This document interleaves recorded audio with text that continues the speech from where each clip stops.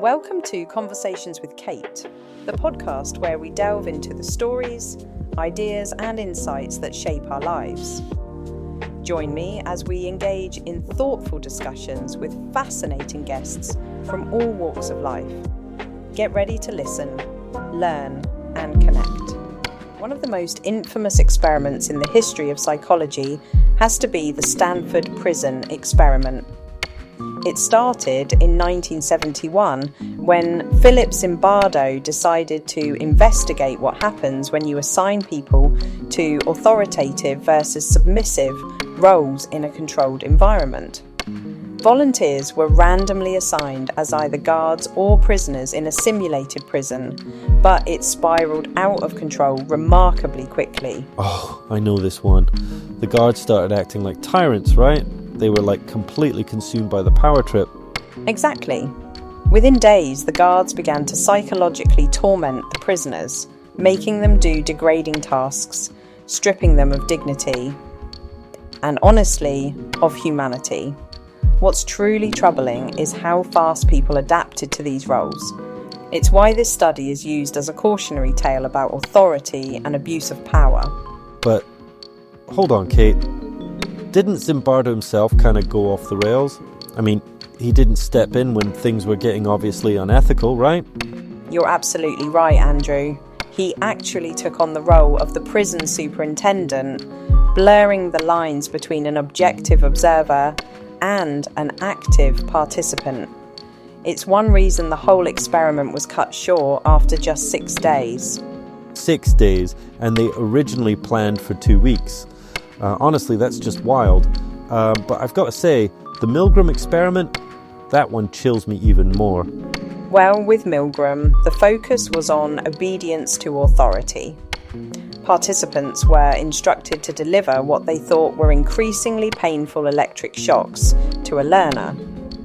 And despite the learner's screams, or faked screams really, most people obeyed the authority figure and continued pressing those buttons. Well, yeah, it's scary because you think, I'd never do that. But Milgram proved most people would. What's haunting about it, and the Stanford Prison experiment, is how they highlight these ethical minefields. Both studies pushed participants to emotional and psychological extremes, but the insights they provided have reshaped our understanding of human behaviour. The question, though, is whether those insights were truly worth the toll on the participants. Speaking of experiments going sideways, so a few years back in the AI world, there was this project to teach algorithms how to mimic human conversation. Sounds harmless, right? Well, they pulled data from the internet and... Let me guess. Chaos? Oh, total chaos. Within hours, this chatbot had gone rogue, spewing offensive and wildly inappropriate things. They pulled the plug faster than you can say PR nightmare. And it really made me think, are we setting ethical boundaries in tech or just hoping stuff doesn't backfire? That's a perfect example. Technology often reflects human behaviour, but when ethical checks aren't in place, it can amplify the worst aspects. Right. And the worst part, in both tech and psych experiments, hindsight's always 20/20, but the damage, well... Indeed. And it's not just about looking back. Future innovations and practices need robust ethical frameworks. But speaking of frameworks, we've got to dive into an idea that shaped policy and behaviour far beyond psychology. Nudges. You know, Thaler and Sunstein's master plan for subtle influence. So Kate, speaking of frameworks and subtle ways to influence behaviour, let's talk about nudging. Would you say it's like the behavioural science version of a Jedi mind trick? This is the healthier option you're going to pick. Well, not quite Jedi level, Andrew, but yes. Nudges are subtle interventions that steer people toward better decisions without restricting their options. The concept really took off thanks to Richard Thaler and Cass Sunstein's book Nudge. They showed how tweaking the way choices are presented could spark meaningful behavioural changes. Yeah, like putting fruit at eye level in a cafeteria instead of candy, right? That kind of thing. Exactly. The idea is to respect freedom of choice while making the better choice the easier one, and it's been implemented globally. For example, the UK's Nudge Unit tested different ways to boost tax compliance. One letter simply added, "Most people in your area pay their taxes on time," and tax payments shot up. It's so simple, yet so powerful. Hold on. You're telling me just playing the peer pressure card makes people cough up their taxes faster? That's brilliant. Also, kind of terrifying. What else are they nudging us into doing? Good question. This is where transparency and ethics come into play. Without those safeguards, nudging can slide into manipulation. I worked on a campaign a while back that used nudges to encourage recycling. The key was being upfront, letting people know why we were nudging them.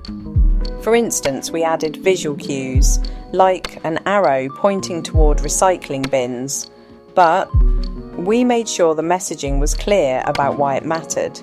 Got it. So you weren't being sneaky, you told people, hey, here's a friendly push to save the planet. Seems fair. Exactly. People responded well because they felt empowered, not deceived.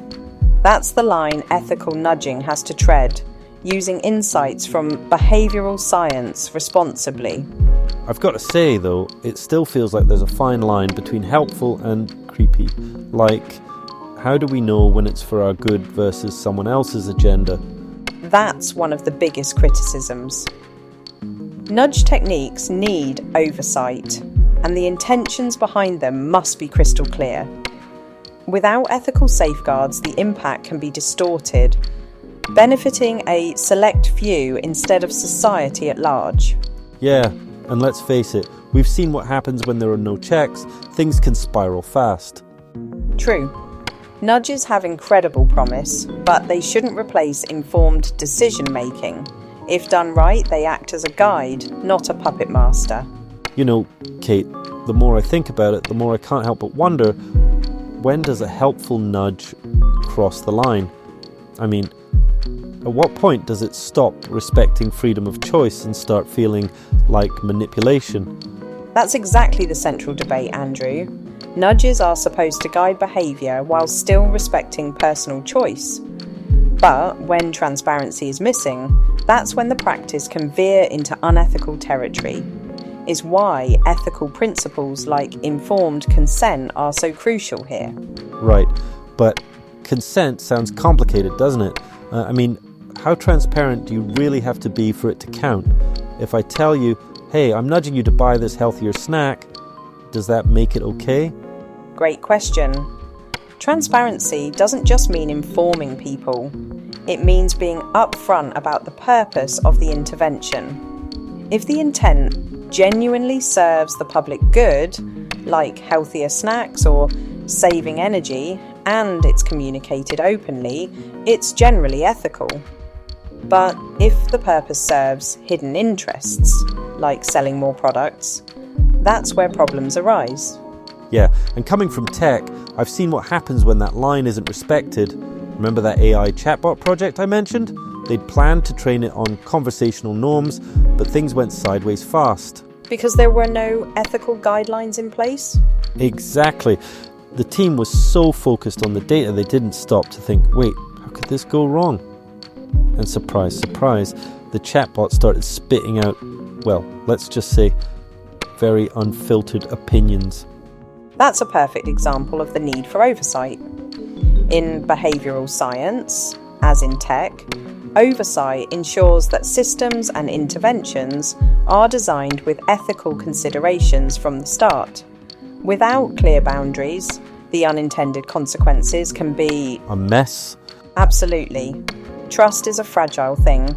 If people feel manipulated or worse, betrayed, it undermines not just one project, but confidence in the entire field. Yeah, but here's the kicker. Companies always seem to say they have these checks.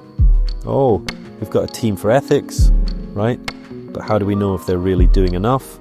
or if it's all just for show. It's a legitimate concern. That's why collaboration with independent observers or ethics panels is often recommended. Behavioural interventions should go through rigorous scrutiny, ensuring they truly benefit society and aren't just serving corporate interests. So, like, getting a second opinion, but on a big scale, that makes sense. Still, I think about how easily things snowball, nudges, manipulations, it's all kind of blurry sometimes. Which is why frameworks matter. Clearly defining what's acceptable and what crosses the line.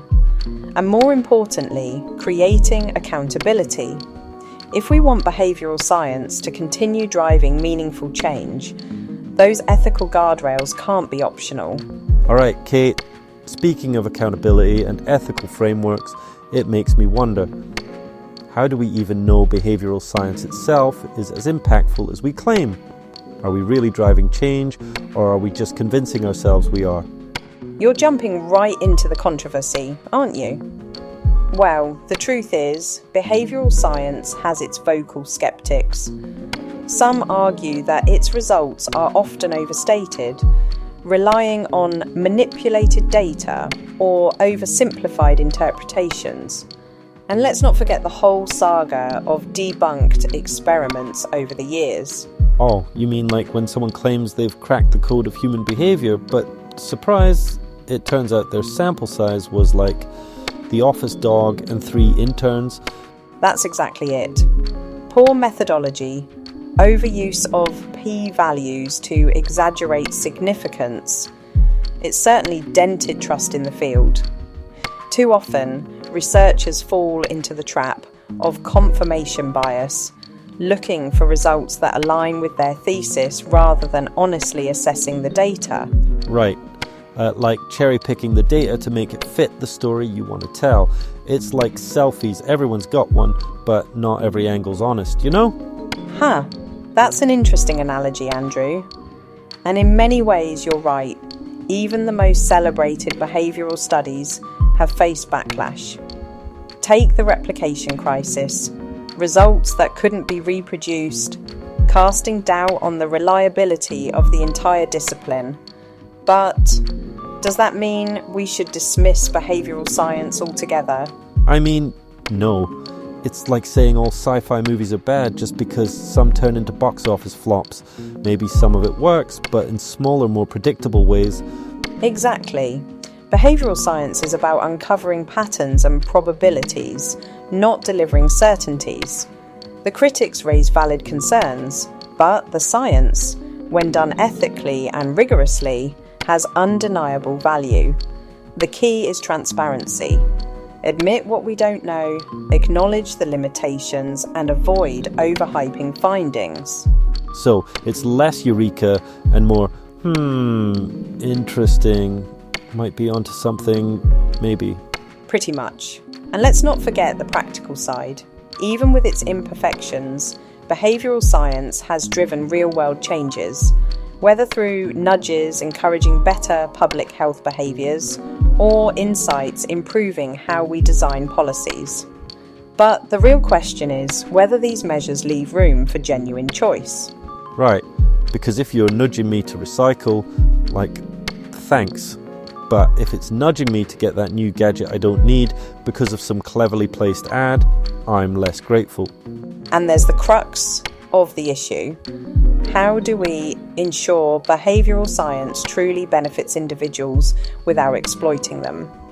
It's a balancing act that requires constant ethical vigilance. So, basically it's about making sure we're not just playing mind games for profit, keeping things honest, ethical, and, actually helpful. Absolutely. Behavioural science has the potential to transform lives, but only if it's grounded in respect, transparency, and rigorous scrutiny.